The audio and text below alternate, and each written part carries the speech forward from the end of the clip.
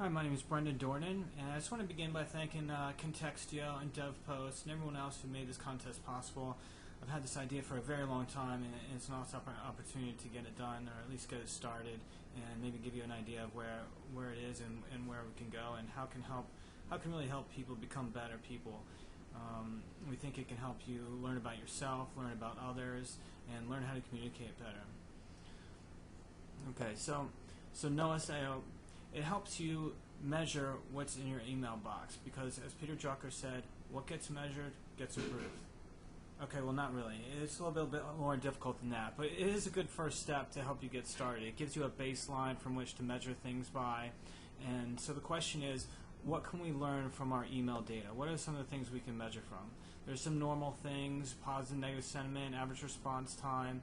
These are pretty pedestrian compared to actually what's possible. You can measure the big first 5 personality traits: how conscientious someone is, how open they are, how extroverted they are. And this goes, more importantly, as a quantified self tool. Even before you worry about the other people in your inbox, you can think about tracking your conscientiousness over time.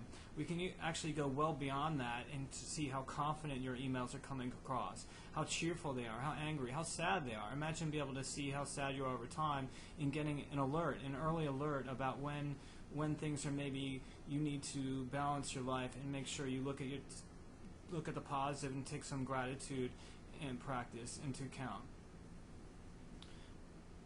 But there is one trait that almost everyone could benefit from having a better idea of where they are and how they can improve by, and that's conscientiousness. It predicts how long people live, how long they stay married, how healthy they are, whether they have Alzheimer's.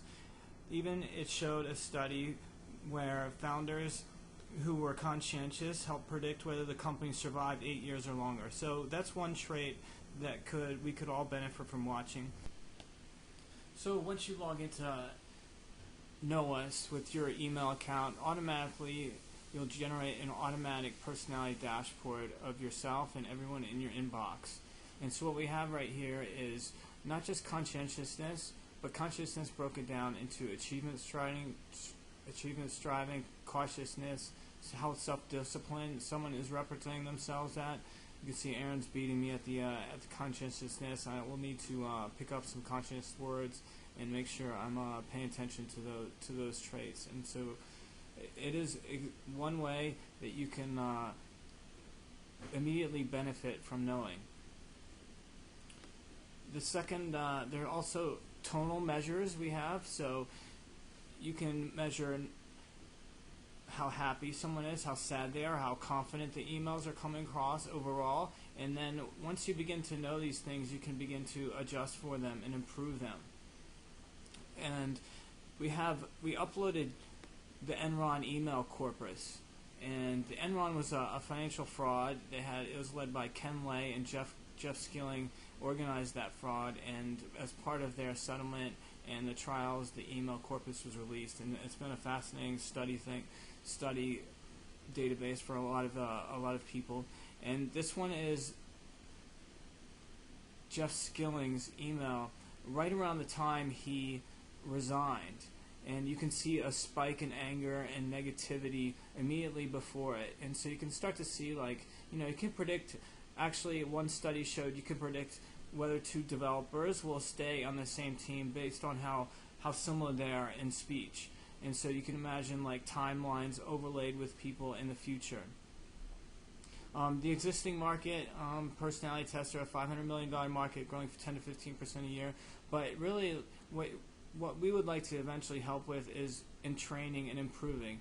So each word is sort of categorized based on how conscientious it is, how positive, how much anger is exhibited, as well as various phrases. And so in real time, imagine getting flagged outgoing anger emails. You know what I mean? So you write an email, you draft it, it gets sent out, but in the background, it's sort of checking on you to make sure it's coming across how you want it to. And if it's outside your target range, it'll stop you and say, hey, maybe you don't want to send this email. Or how about in real time, you can get real-time word suggestions that will reflect the tone and how you want it to come across.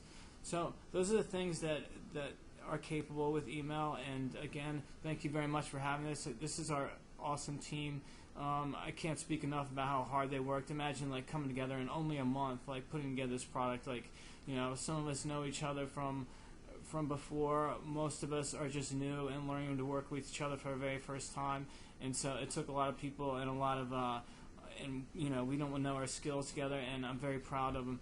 And I think I can't speak highly enough of them, and want to thank them so much. So thank you for your time, and enjoy.